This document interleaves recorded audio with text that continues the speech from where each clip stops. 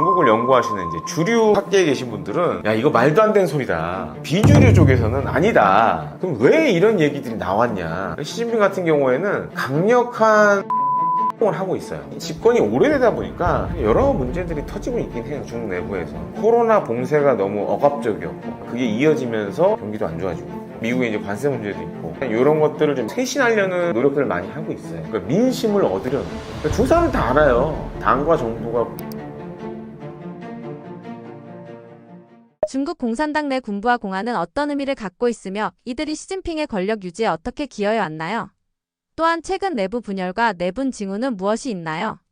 사실 이것과 관련돼서 제가 7월에 사실 이제 중국 베이징을 갔다 왔어요. 갔다 왔는데 언론이라든가 유튜브 통해서 이제 그런 시진핑 실각과 관련된 얘기들이 많이 나왔었습니다. 그리고 이제 관심도 많았었고 국내에서도 이 중국을 연구하시는 이제 주류 학계에 계신 분들은 야 이거 말도 안 되는 소리다. 그런 입장들을 많이 얘기하셨고 그다음에 약간 이제 비주류 쪽에서는 아니다라고 이제 그런 의견들 많이 내놓으셨는데 그래서 제가 이제 실제로 베이징 가서 뭐 현지에 있는 우리나라 특파원도 만나보고 관련된 중국 사람들도 이제 만나봤는데 시진핑은 지금도 이제 공고히 권력을 잡고 계시고 그럼 왜 이런 얘기들이 나왔냐? 마치 이제 막 뭔가 이제 정권의 위기가 온 것 같기도 하고 뭐 내부 분열, 내분 뭐 이런 여러 얘기도 나왔는데 시진핑 같은 경우에는 강력한 이제 부패 척결 활동을 하고 있어요. 근데 이제 그동안 이제 손을 안 댔던 게 군부였어요, 사실은. 근데 지금 이제 제가 가서 알아보니까 지난 몇 년 사이에 중국 군부에서 많은 이제 사람들이 낙마하는 경우가 있었습니다. 근데 그 낙마했던 원인이 뭐냐면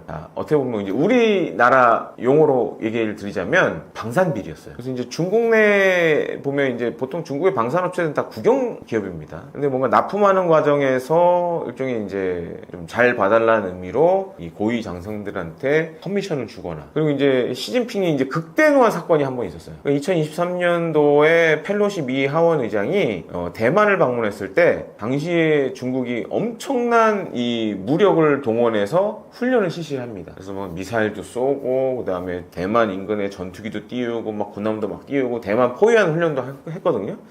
근데 그때 러시아에서 들여온 S-400 지대공 미사일을 쏴보려고 했었어요. 근데 작동을 안 한 거예요. 그래서 이게 무슨 일이냐? 조사를 하라고 지시를 내립니다. 그래서 봤더니 지금은 이제 숙청된 전 국방장관이 주로 이제 무기체계 획득과 관련된 걸 했던 사람이었어요. 근데 이 사람이 러시아 업체로부터 어마어마한 뒷돈을 받은 거예요. 커미션을 받은 거예요. 그리고 이제 저도 뭐 방산 쪽 일을 하지만 러시아 같은 경우에는 국영 방산업체가 보통 이제 방산 수출을 담당을 합니다. 제가 이제 외국 친구들한테 이제 확인해 본 몇몇 이제 결과로도 이 러시아 국영 방산업체 같은 경우에는 예를 들어 이제 러시아 무기를 산다 그러면 엄청난 금액의 커미션을 준다고 하더라고요. 근데 중국의 그런 무기 획득과 관련된 업무를 받던 사람들이 돈을 받았던 거예요.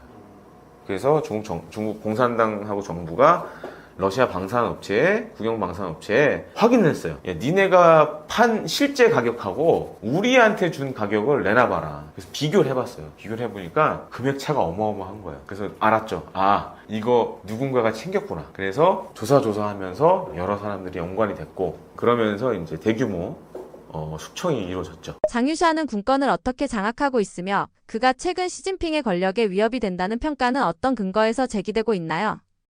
뭔가 국내에서 약간 오판을 하고 있는 부분이 많은데 장유샤 같은 경우에는 시진핑보다 나이가 많아요. 그리고 제가 확인한 바로는 거의 형제 같은 사이로 알려져 있어요. 왜냐면 장유샤 아버지도 중국 인민해방군의 옛날에 고위 장성이었고 그 다음에 시진핑의 아버지도 이 원로였고 아버지 때부터 끈끈한 관계를 맺고 있고 지금도 마찬가지입니다. 다만 이제 몇몇 이제 사진을 통해서 약간 저 사람이 시진핑을 뭐 이렇게 위에 올라서려는 거 아니냐 이런 추정들이 나왔는데 그건 아니고 지금도 사실은 굉장히 이제 시진핑을 깍듯이 대하고 있고 특히 장유샤 같은 경우에는 군 이력이 굉장히 독특해요. 그러니까 중국 인민해방군 장성 가운데 현존하는 고위급 장성 가운데 몇 안 되는 실전 경험을 가지고 있습니다. 많은 분들이 이제 70년대 말에 중월 전쟁, 중국과 베트남이 한번 전쟁을 일으켰잖아요. 중국이 이제 베트남 침공해서 들어갔었는데 물론 이제 결과는 안 좋았지만 그 이후로도 80년대에 크고 작은 그런 교전들이 있었습니다. 근데 이 장유샤 같은 경우에는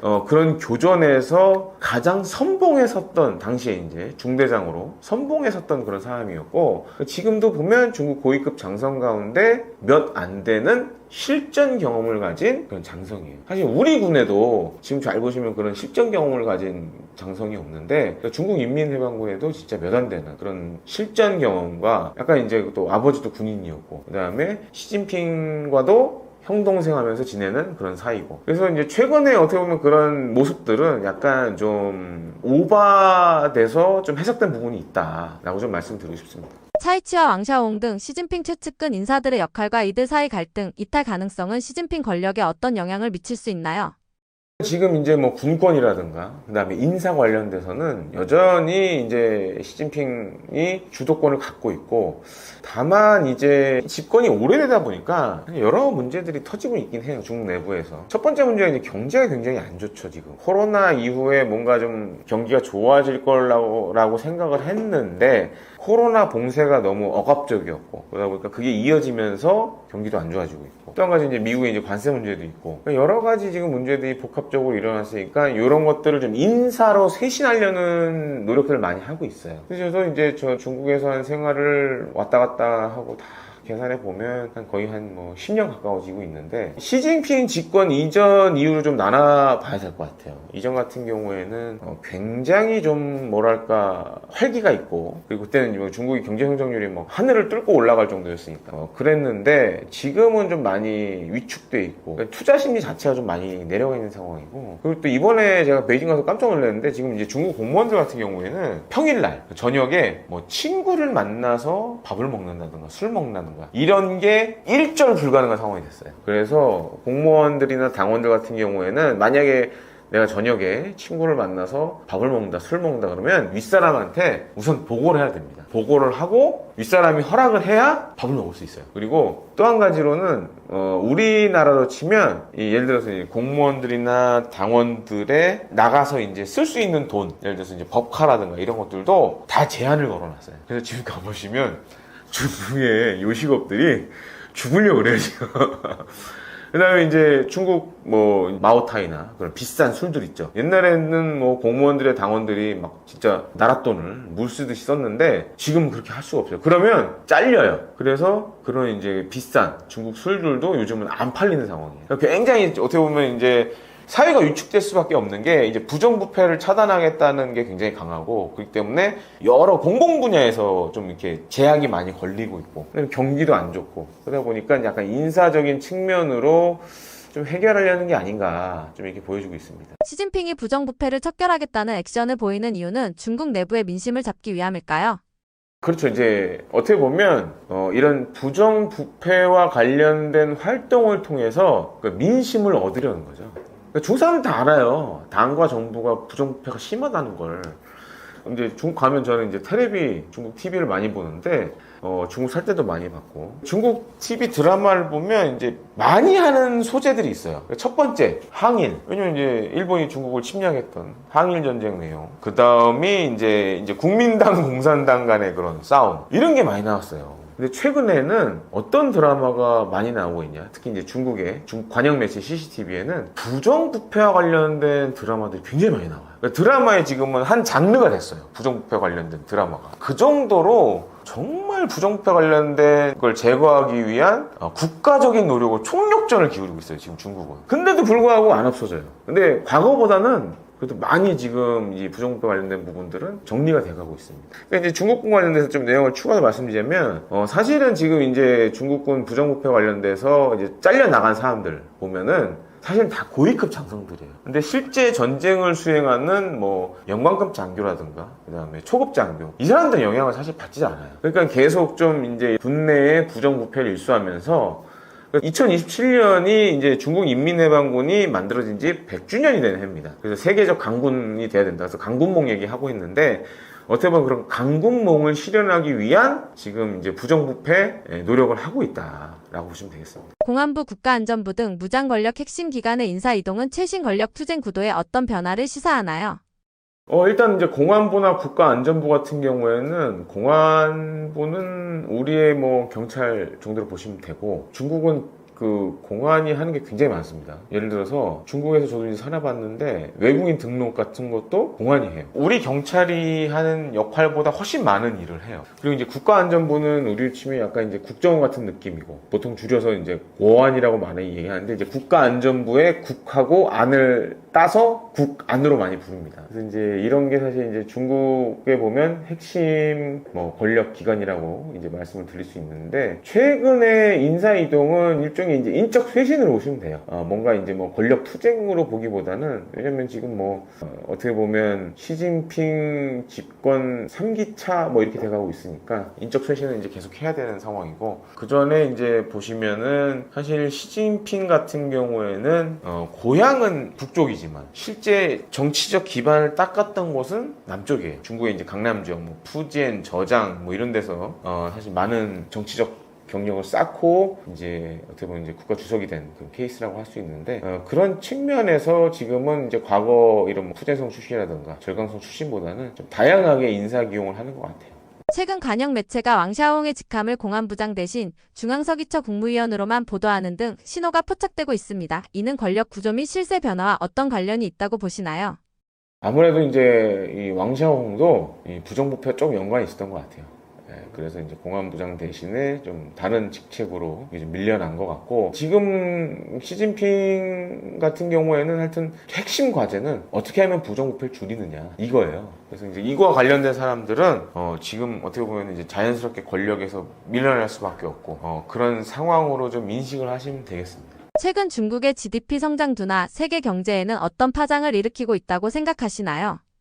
사실 중국의 GDP는 그 이전에 비해서 못하고 있는 거지 사실은 전 세계적인 흐름에서 보면 이 올해 상반기에 5.3% 성장을 했기 때문에 그 자체가 약하다고 얘기할 수는 없습니다. 다만 중국은 과거에 중국 그러면 고도 성장을 아주 상징적으로 대표하는 국가였잖아요. 뭐 9%, 10% 성장, 한때 뭐 8% 지키기, 7% 지키기, 뭐 이제 이런 얘기까지 나올 정도로 최소 뭐 7, 8% 성장한다. 거기에 비해서는 5% 성장은 다른 관점으로 보면 굉장히 성장이 둔화된 걸로 보이지만 중국 경제가 커졌잖아요. 중국 경제가 거의 19조, 20조에 육박하는 거대 경제체가 됐는데 예를 들어서 1조일 때 10% 성장하는 거하고 지금 뭐 20조일 때 5% 성장하는 거하고는 사실 분모가 커졌기 때문에 비교가 안 되는 거거든요. 그러니까 중국의 GDP 성장을 그 수치만 가지고 중국 경제가 몰락했다 이렇게 보는 건 한계가 있어요. 다만 중국이 지속적으로 지금 아마 15년째 세계 제조업 1위 국가거든요. 그럼 무슨 얘기냐 하면 계속 팔아야 되는 거예요. 어쨌든 국내에다 팔든 해외에다 팔든 제조를 했으니까 물건을 팔아야 되는데 국제적으로 이 중국 물건을 뭐 그게 품질이 나빠서든 아니면 최근에 미국이나 EU 같은 데서 얘기하듯이 과도한 보조금으로 가격 경쟁력을 보완해서 이게 소위 수출을 해서 다른 나라의 시장을 물란하게 하고 뭐 이래서 관세를 매기는 거잖아요.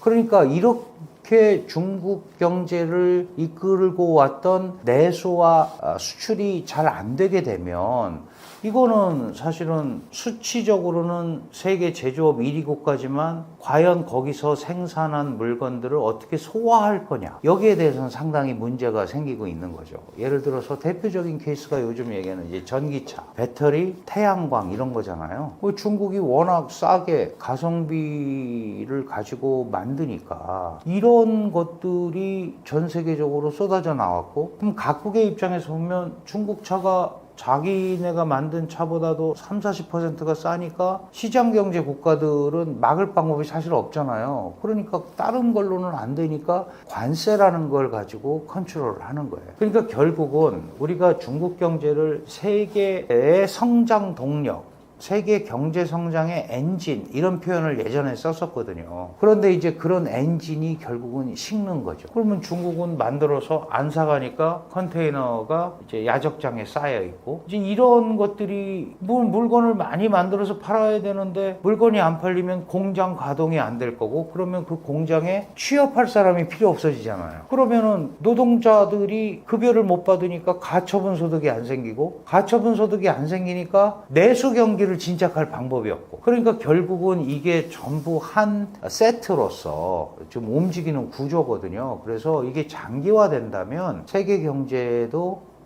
불리한 영향이 올 수밖에 없는데, 지금 여기에 이제 트럼프의 관세 정책이 더해지다 보니까 많은 무역학자들이 이러다가 세계가 정말 하향 평준화되는 거 아니냐, 이제 이런 우려를 하고 있는 겁니다. 이제 전통적인 자국주의 정책은 안 통하는 시대가 된 걸까요? 그게 쉽지가 않죠. 왜냐하면 이제 글로벌 경제라는 거는 소위 글로벌 밸류 체인이 얽혀 있어요. 글로벌 밸류 체인이라는 게 뭐냐면, 예를 들어서 우리가 보통 반도체 이러면 미국의 원천 기술, 장비, 일본의 소재 부품 장비, 그걸 가지고 이제 한국과 대만이 생산하는 구조, 이렇게 돼 있거든요. 그러면 예를 들어서 대만의 이제 TSMC라는 기업은 비메모리 분야, 한국의 삼성과 SK는 메모리 분야, 이제 이렇게 해서 자꾸 경쟁면만 부각을 하는데 사실 그렇지가 않습니다. 이게 미국의 장비가 없으면 한국과 대만 기업이 물건을 제조할 수 없고, 마찬가지로 비메모리 분야인 TSMC가 미국의 엔비디아라는 그 기업의 설계도를 구현을 하는 거잖아요. 그러면 비메모리 설계도를 구현하는데도 SK나 삼성이 만든 메모리 칩을 이렇게 벽돌처럼 쌓아놓은 HBM 시스템이라는 게 있어요. 이걸 또 사서 써야 돼요. 안 그러면은 그 생산이 안 됩니다. 그러니까 이게 아주 대표적으로 얘기하는 글로벌 밸류 체인이 얽히고 설켜 있는 거거든요. 트럼프 대통령은 그거를 보기가 싫어서 다 자기네 나라에 와서 만들려고 하는 거예요.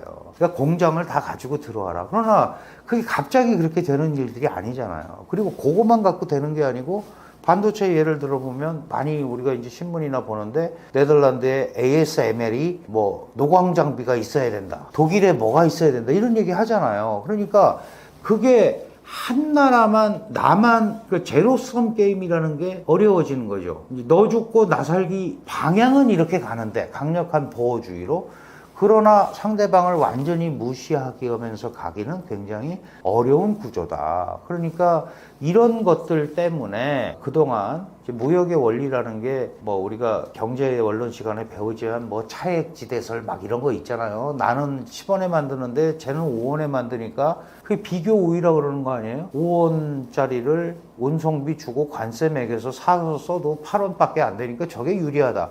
이게 비교 우위의 원칙에 의해서 이루어지는 무역 거래인데, 지금 미국이라든가 이제 이런 특히 트럼프 행정부의 무역 정책 같은 경우는 그런 원칙을 깨버린 거죠. 그럼 나 중심이다. 그게 이제 자기 보호무역주의죠. 그러니까 이런 것들이 지금 만연해 있어서 이 글로벌에 얽혀 있는 글로벌 밸류 체인이 사실은 이제 지금 재편되는 과정이에요. 만약에 미국이 성공하면 미국 중심의 밸류 체인으로 가겠지만, 트럼프의 의도가 제대로 가지 않으면 아마도 중국의 글로벌 밸류 체인도 또 기능을 할 수 있는 부분이 생길 수도 있다, 이렇게 볼 수도 있을 것 같아요. 근데 이제 중국도 혼자서만 계속 가기는 어렵잖아요.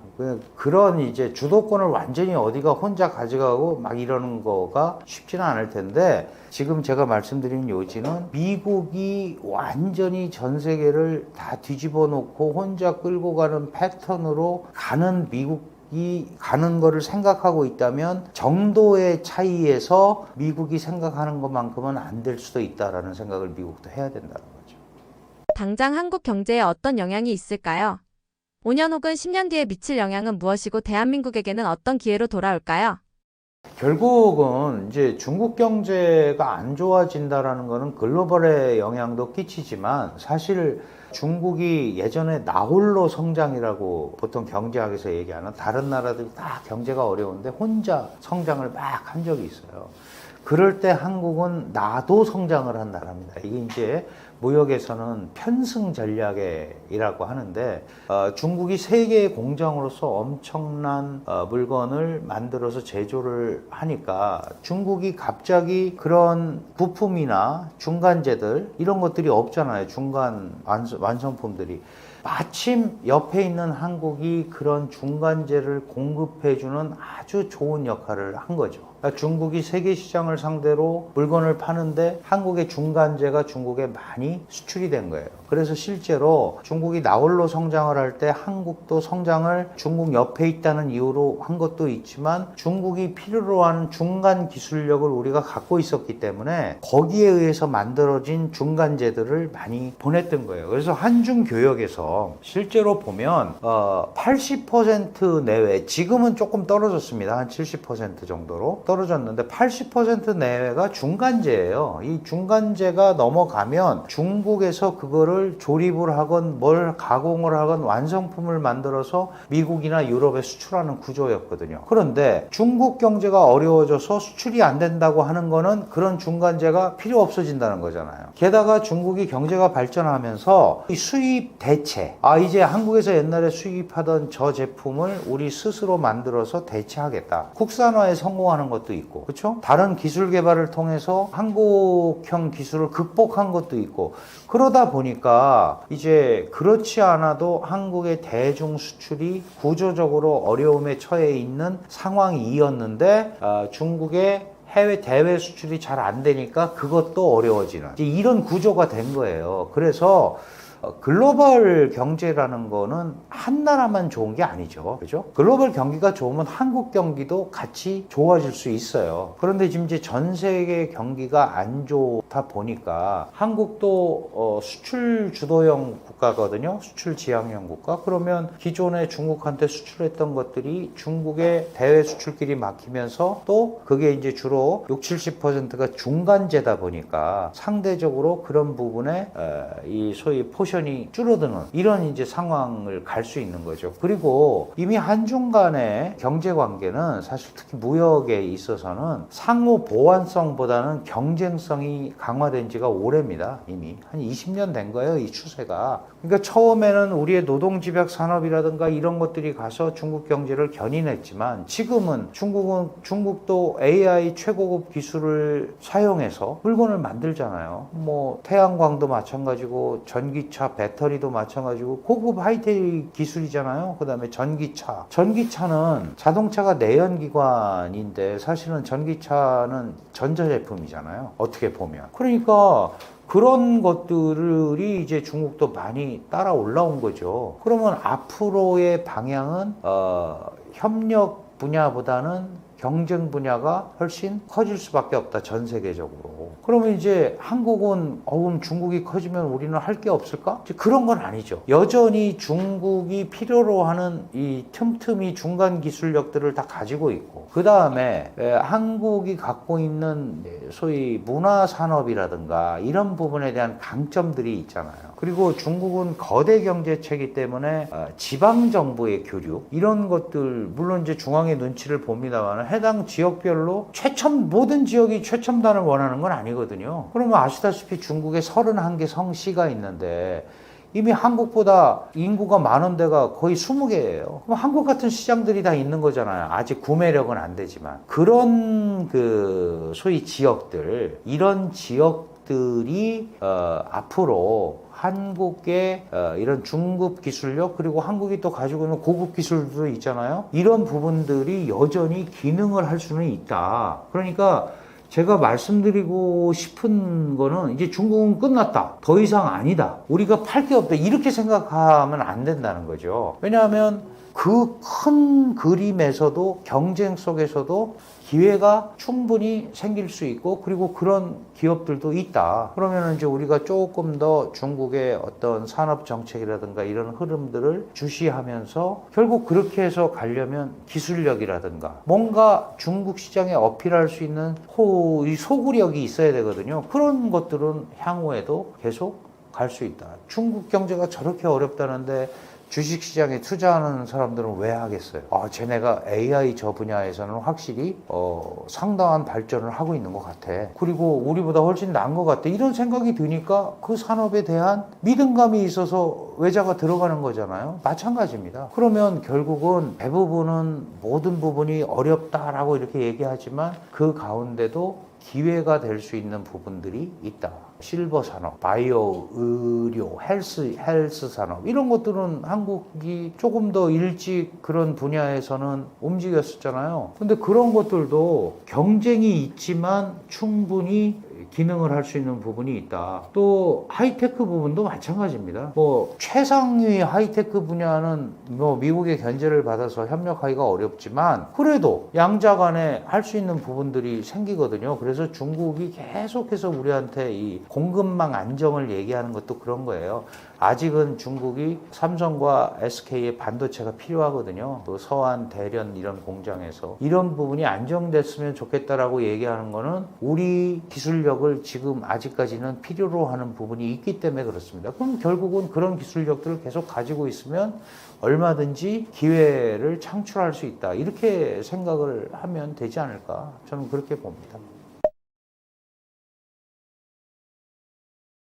요즘 이제 한국의 새 정부가 출범을 했고 미중 전략 경쟁이 계속되고 있고 전 세계적으로 국지전들이 많이 벌어지고 있습니다. 이스라엘, 이란, 그다음에 캄보디아, 태국, 중국과 인도의 국경 충돌을 비롯해서 아주 다양한 형태의 어수선한 상황이 벌어지고 있고 특히 우리는 북한이라는 아주 이질적인 존재를 두고 있는데 여기에는 또 미중 관계 요소 굉장히 많이 끼어 있어요. 그래서 지금 한국 새 정부의 대외 정책 이런 데 대해서 관심을 많이 갖고 있는데 사실 한국 정부가 선택할 수 있는 공간은 크지 않습니다. 그리고 저는 미국과 중국 중에도 그걸 선택해야 됐다. 선택해서 해결되면 선택하면 되죠.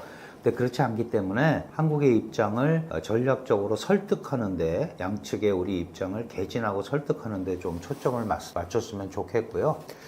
또 한 가지는 최근에 시진핑 실각설, 위기설과 관련해서 너무 많은 얘기들이 나돌고 있습니다. 그런데 그런 거에 너무 휩쓸리지 않았으면 좋겠어요. 제가 늘 강조드리는 겁니다만은 시진핑의 몰락이 공산당의 몰락은 아닙니다. 시진핑은 물러날 수 있지만 공산당은 물러날 수 없습니다. 언제든지 조정과 타협이라는 이름으로 공산당 체제 시스템의 유지는 기본적으로 갈 수밖에 없기 때문에 지도자의 어떤 몰락 이런 것들에 너무 물론 이제 분명히 영향은 있겠지만 확인되지 않은 소식에 너무 일희일비하지 않는 그것보다는 더 본질적으로 공산당 시스템 이런 쪽의 운영이 어떻게 돼 있는지를 조금 한 발짝 물러나서 생각해 보시는 계기가 됐으면 좋겠습니다.